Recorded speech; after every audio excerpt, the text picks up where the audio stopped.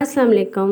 क्या हाल है आपका? मैं उम्मीद करती हूँ कि आप सब खैरियत से होंगे। अल्लाह ताला आप सबको खुश व आबाद रखे, आमीन। तो आज मैं बना रही हूँ सफ़ेद चने। तो सफ़ेद चने मैं कुकर में बना रही हूँ।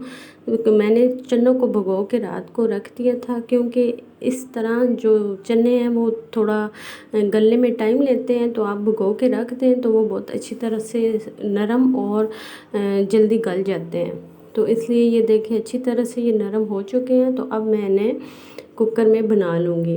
तो सबसे पहले मैंने एक अदद प्याज लिया है और उसको हल्का सा ब्राउन किया है। अब मैं इसमें 2 अदद टमाटर शामिल करूँगी और थोड़ी सी इसकी भुनाई करूँगी ताकि मसाला अच्छी तरह से बन जाए।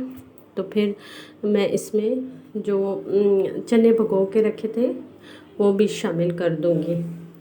तो अब मैं इसमें जो घरेलू आम मसाले जात हैं वो शामिल किए हैं। नमक, सुरख मिर्च, गरम मसाला, हल्दी पाउडर, ये चीज़ें मैंने इसमें शामिल कर दी हैं और इसकी थोड़ी सी भुनाई करूँगी। तो आप लोग सुनाएं, कैसी गुजर रही हैं गर्मियाँ? आजकल इतनी ज़्यादा शदीद गर्मी है।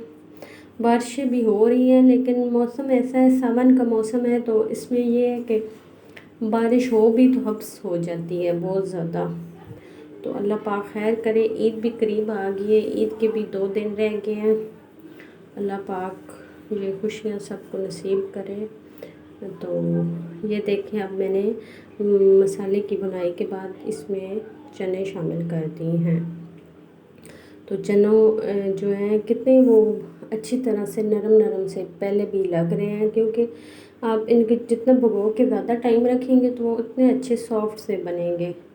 तो इनकी थोड़ी सी बुनाई के बाद अब मैं इसमें पानी डाल लूँगी और तकरीबन 20 मिनट के लिए इसे कुक कर दूँगी ताकि ये अच्छी तरह से गल जाए।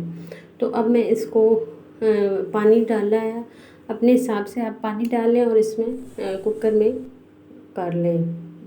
तो ये देखें जी, अब मेरे चनों की फ़ाइनल लुक। तो आपको पसंद आए तो मुझे ज़रूर बताइएगा। ज़्यादा